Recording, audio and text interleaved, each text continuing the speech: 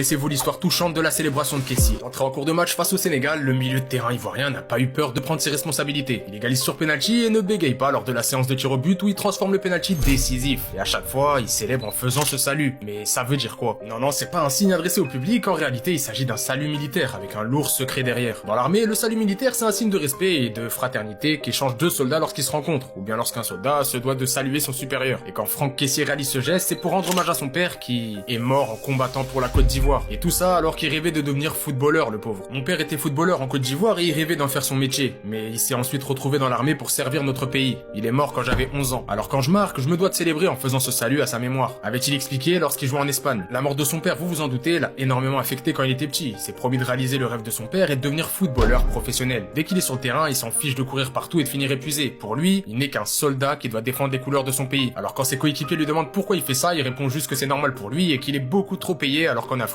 des hommes meurent tous les jours pour défendre leur pays. Comme vous le savez, il a été très critiqué jusqu'à présent pour son implication lors de la CAN, et notamment dans la défaite 4-0 face à la Guinée équatoriale. Mais il en assume l'entière responsabilité et compte bien venger la Côte d'Ivoire pour le reste de la compétition.